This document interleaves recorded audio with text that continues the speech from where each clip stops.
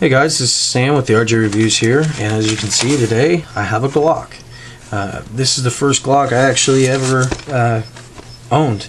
I traded my Springfield XD subcompact 9mm for it, and I am not disappointed. It's a Glock 17 Gen 1. I'm just going to roll through some of the specifications real quick for it, and just the particulars like weight, height, length, that stuff.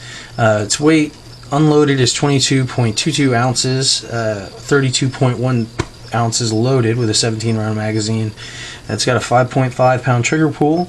The length is 8.03 inches. The height is 5.43 inches. The width is 1.18 inches.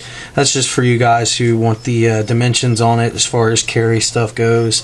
Now let's start talking about stuff that's a little more relevant. Well, let's not use the word relevant, but more interesting as far as cost goes.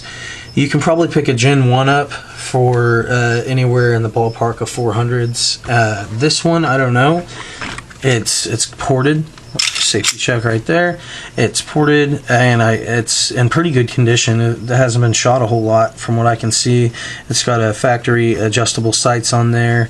Other than that, it's a pretty standard Glock 17 with, other than the porting and the sights. There's a hook grip on it. Came like that. I've shot it both ways. I kind of like the hook grip. Some people might disagree. I also got an aftermarket guide rod and spring, which is always good to have a backup. But I put Anthony's advice. I went ahead and put the factory Glock one in there, and it came with a couple of the magazine there, magazine loader, which actually comes in handy with the 30 round magazines.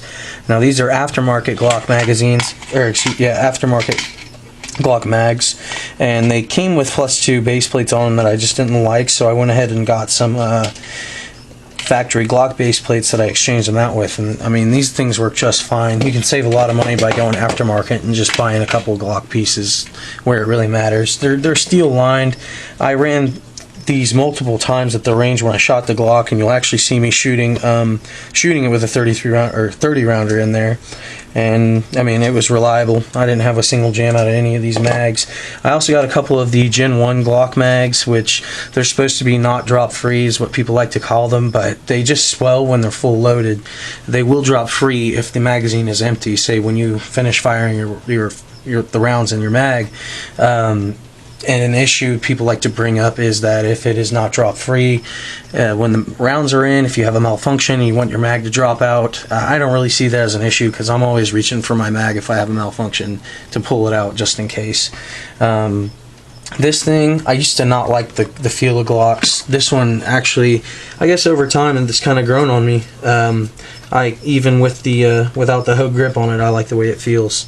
I used to think they were kind of uncomfortable, but other magazines I have here, sorry about that, got a little off topic. Other magazines I have here, I have a 10 rounder, which came with my Kel-Tec Sub 2000, also a 9mm, also takes Glock mags. Probably going to be doing a separate video on that. A couple of those are those Gen 1 Glocks. You can tell the difference. This is a new Glock magazine. That's the Generation 1 Glock magazines. You can just look for those on the newer ones, and that on the older ones, and you'll know what they are. These are all 17 rounds. These two have +2 base plates on them, making them 19 rounds. There's two right there. I also have, these are always nice to have, to pick up a manual for your firearm. They're not hard to find, and generally, like this one didn't come with one, I picked one up through the store I work at, as well as a Safari Lane retention holster. This, it took a lot of getting used to. I can deploy it fairly quickly now, average speed, I guess. It's meant for a Glock with a rail and, with an attachment, flashlight, laser, what may have you.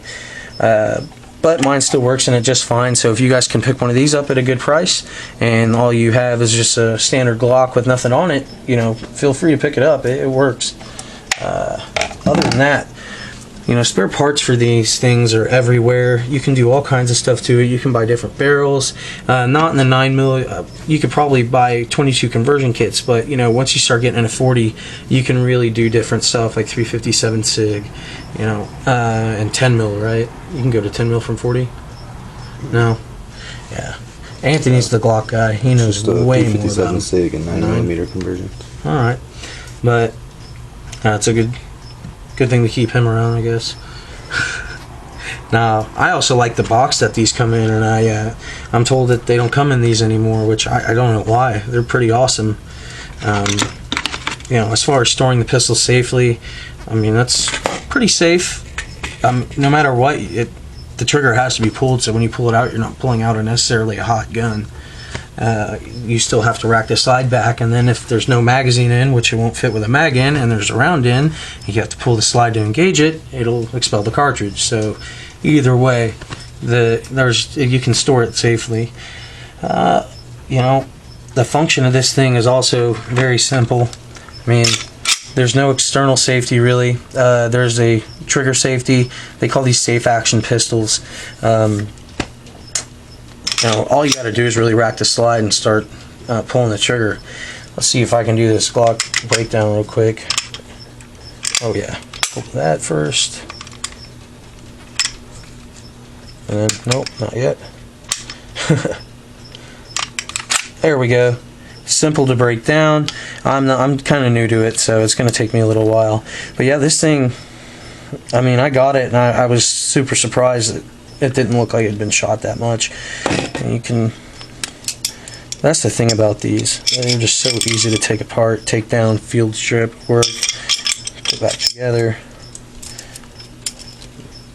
Even the spring is not that hard to get back in, which is always nice, because usually if something's going to give you trouble, it's the spring. But you know, this one's actually pretty sweet. I tried to look up all the stuff I could on these ported barrels. It looks factory. There's some people that have told me that it couldn't be, but looking at the parts, I mean, it's pretty clean. If someone did custom work on this, and all the parts are, the serial numbers still match, so if you guys know anything more about this, you know, feel free to fill me in, but please just make sure it's like citable so I can look up the source so I know where it's all coming from.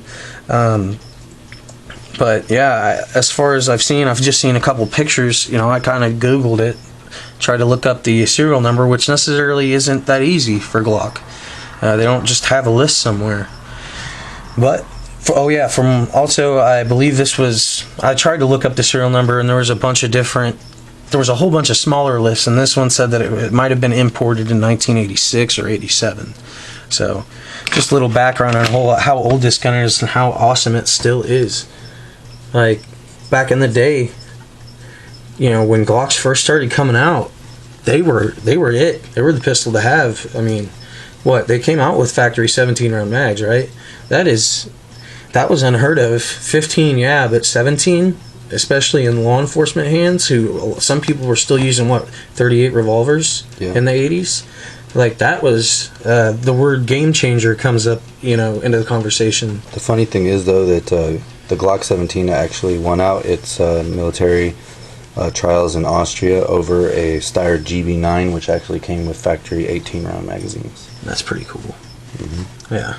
And just the whole story behind Glock, you can look it up, but he was just, I mean, Gaston Glock? Yeah, he wasn't anybody extremely special.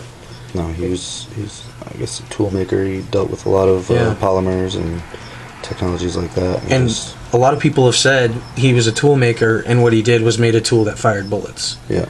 Like, that's a pretty cool legend to be living, you know. And there's a lot of anti-gunners out there, lots of liberals that want this to go bye-bye. They don't want you to have this anymore, and they want you to only have these cool little 10-round magazines. Now, really, other than the cool factor, if I'm out hunting and 30 or 40 deer come up, and I mean, they're just ravenous, I want to be able to defend myself. I'm being sarcastic, but seriously, guys, pay attention to the politics right now, because these 17 rounders and these 30 rounders might become a thing of the past before you even really know what's going on as far as current legislation's being brought up.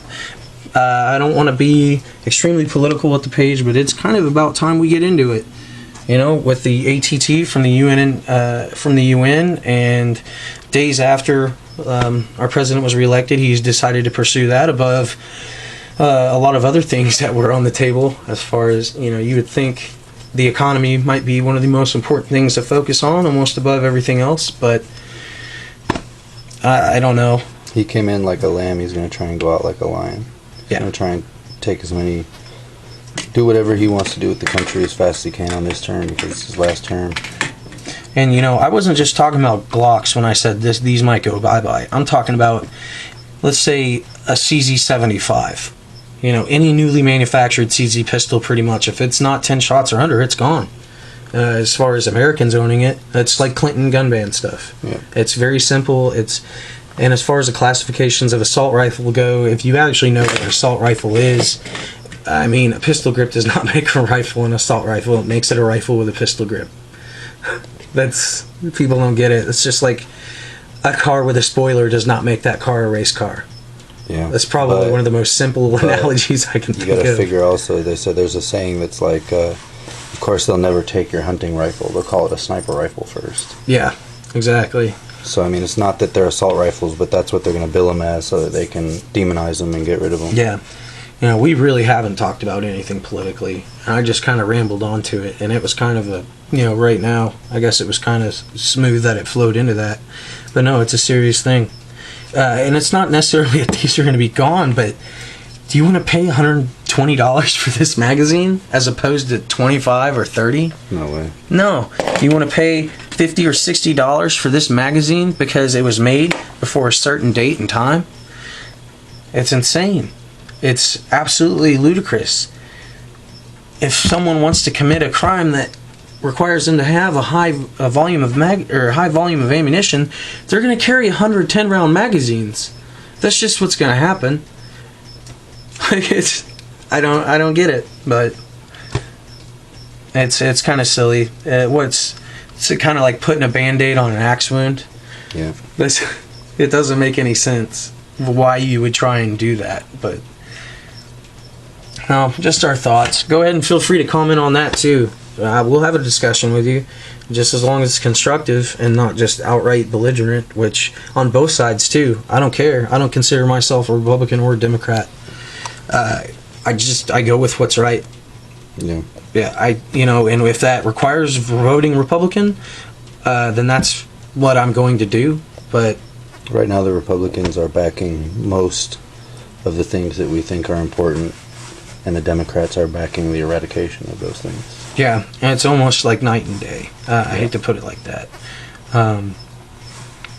As far as e-thoughts go, and I have a lot of I wouldn't even call them liberal friends, but they think a lot differently from me, and it's one of those things. I mean, we're friends for a reason. Might not be that reason, but don't let that kind of stuff burn bridges. You should never let politics do that.